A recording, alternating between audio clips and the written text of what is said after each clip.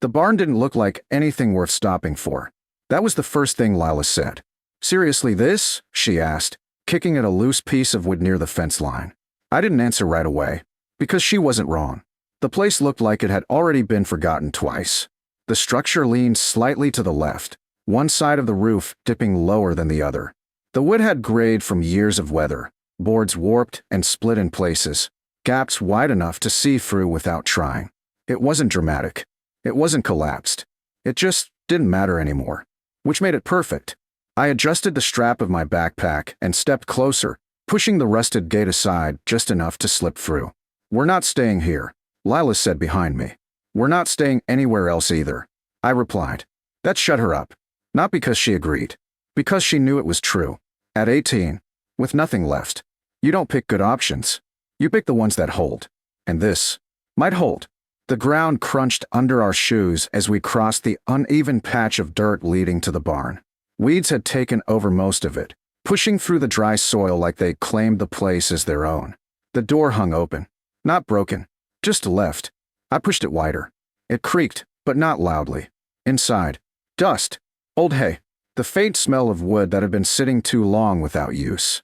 Light filtered through the gaps in the walls, cutting thin lines across the floor. The space was bigger than it looked from outside. Wide. Open. Empty, except for a few broken tools and scattered debris near the edges. I stepped in slowly.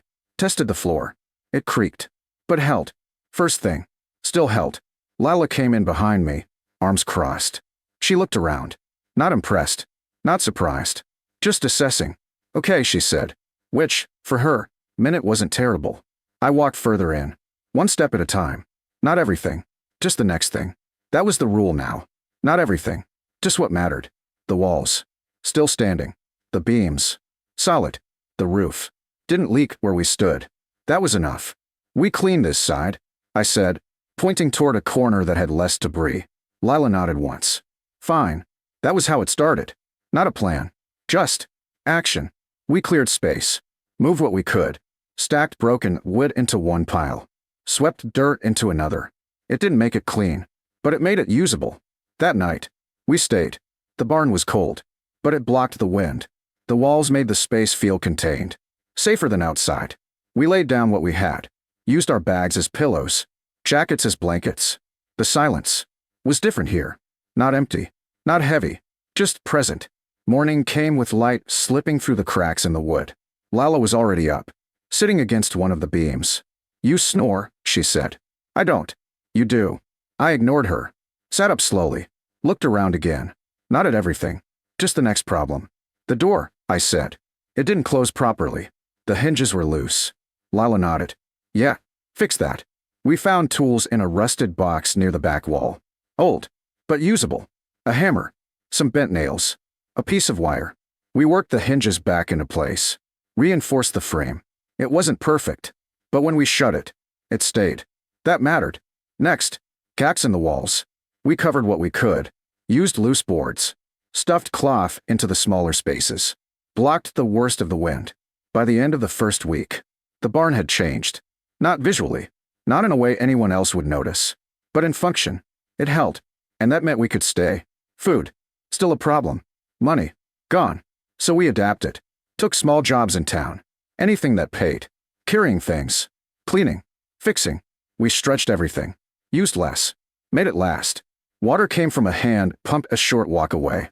Not easy, but reliable. That became the routine. Morning, fix something. Midday, find work. Evening, figure out food. Repeat. Weeks passed. The barn started to feel different. Not like something we found. Like something we were shaping. We cleared more space. Organized what we had. Created sections. Sleeping. Storage. Work. It still looked rough. But it felt controlled. And control was everything. By the second month, we noticed it. Not something obvious. Not something broken. Something off. It was behind the barn.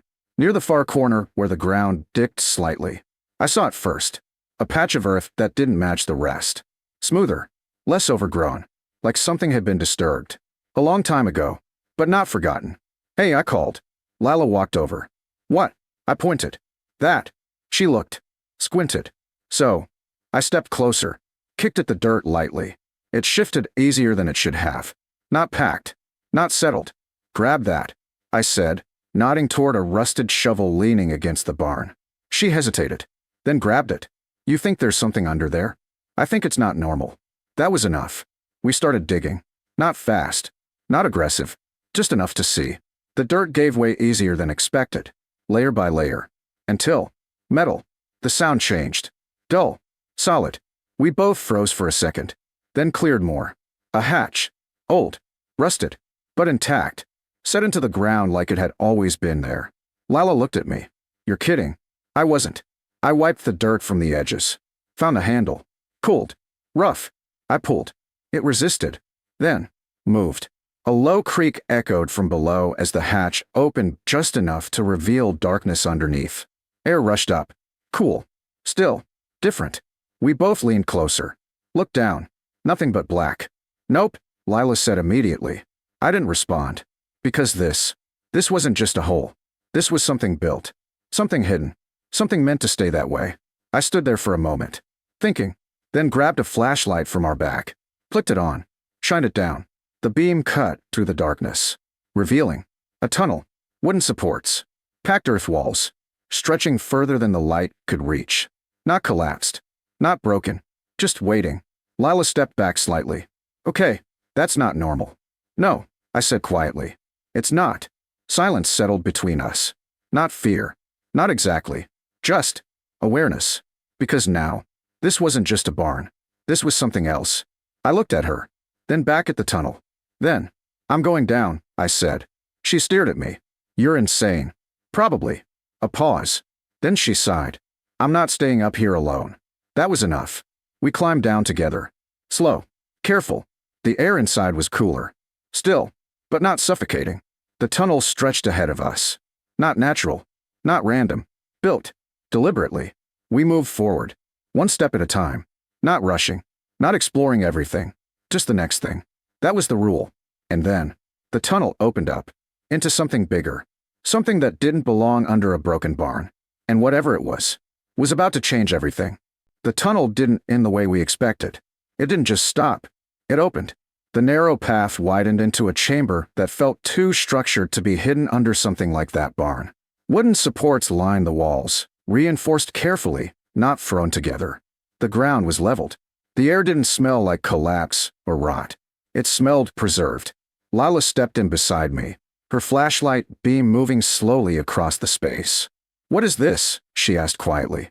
I didn't answer right away, because I was still trying to understand it myself.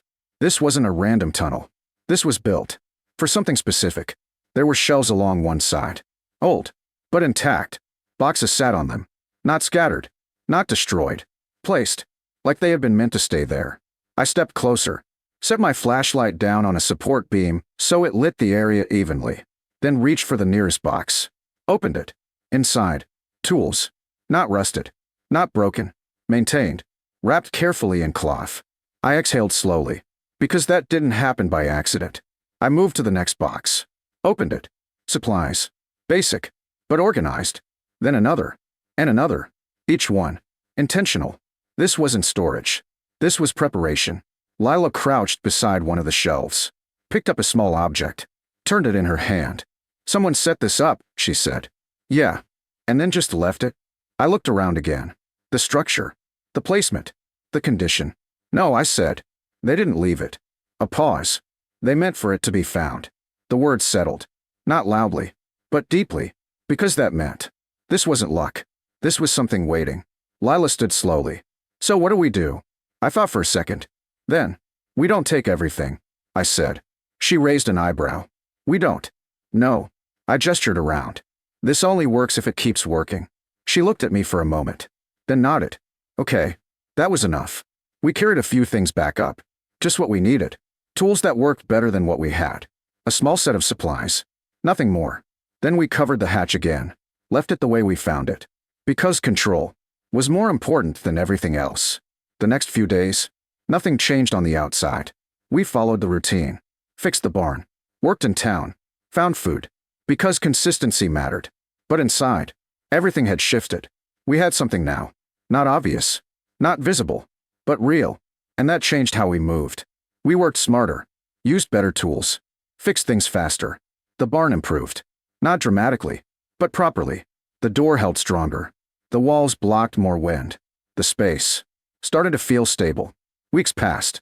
Then, we went back down. Not out of curiosity, out of necessity. We needed more. And now, we knew where to get it. The tunnel stayed the same. The chamber, unchanged. That mattered. Nothing had been disturbed. Nothing had been taken, except by us. And that meant no one else knew. We took a little more this time. Still controlled. Still careful. Then, we found something new. It wasn't in the boxes. It was behind them. A section of the wall. Wooden, but different. Smoother. Less worn. I ran my hand along it. The surface felt intentional. Move that, I said, pointing to the shelf in front of it. Lila helped. We slid it aside, revealing a panel, set into the wall, hidden, just like the hatch. I looked at her. She looked at me. Of course there is, she said. I pulled it open. It gave easier than the hatch had. Inside, not tools, not supplies, something else. Paper, documents, stacked, protected. I pulled one out, opened it, looked, then blinked. Because this was different. It wasn't survival. It wasn't storage. It was structure. Maps, land records, old agreements, ownership lines, the area around the barn, the surrounding land. Marked, defined, but not filed, not completed. I flipped through more. Same pattern. Information. Detailed. Precise. Unfinished. Lila leaned closer. What is that? I exhaled slowly. It's everything, I said. Because that's what it looked like. Not just a place. A system. A structure someone had started. And never finished. Were never revealed. I closed the document. Set it back carefully. Because now, this wasn't just about surviving anymore. This was about understanding. We didn't take those. Not yet. We left them where they were. Covered the panel again. Put the shelf back. Because rushing that would break it. Back in the barn. We sat for a while. Not talking. Just thinking. Because everything had changed again. Not in a loud way. In a deeper way. What if this isn't just ours? Lila asked. I looked at her. It's not, I said. A pause. But no one else is using it. That mattered. That was the difference. We didn't claim it. We built with it. That's what made it work. Over the next month, we adjusted. Not just surviving. Planning. We improved the barn further. Made it stronger. More stable. Then, we used the tunnel differently. Not just for supplies. For space. Storage. Security. Something no one else could see. Word in town started to shift. Quietly. Steadily. They're still out there. They fixed that place up. It's holding. We didn't advertise. Didn't invite attention. We just made sure. Everything we did worked. And that made it grow. Then, one afternoon, a truck pulled up. Not common. Not random. A man stepped out. Older. Calm. Observant. He looked at the barn. Then at us. You two are living here, he said. Not a question. A statement. I nodded. Yeah. He stepped closer. Looked around. The structure. The changes. You found it, he said. That landed. Lila shifted slightly beside me. Found what? She asked. He smiled faintly. The part most people miss. Silence. I held his gaze. You built it, right? He added. We didn't build it, I said. We used what was here. He nodded. That's why it works. A pause. Then, I started it, he said. The words settled. Quiet. Heavy. I didn't react. Just listened. Didn't finish, he added. Didn't need to. Lila crossed her arms slightly. So what do you want? He shook his head. Nothing. A small pause. Just wanted to see if someone would do something with it. I glanced at the barn. Then at the ground behind it. Then back at him. We are, I said. He nodded once. I can see that. Then he stepped back. Turned. Walked to his truck. And left. No deal. No claim. No interference. Just confirmation. The dust settled behind him. The quiet returned. But it wasn't the same quiet. It wasn't empty. It was full. Lila exhaled. That was weird. Yeah. I looked around. The barn. The land. The thing we had built. It wasn't much. Not on the outside. But it held. And that was everything. We didn't just find a tunnel. We found something that worked. Something hidden. Something real. And whatever came next would be built the same way. One step at a time. Just the next thing. Because this time, we weren't starting from nothing.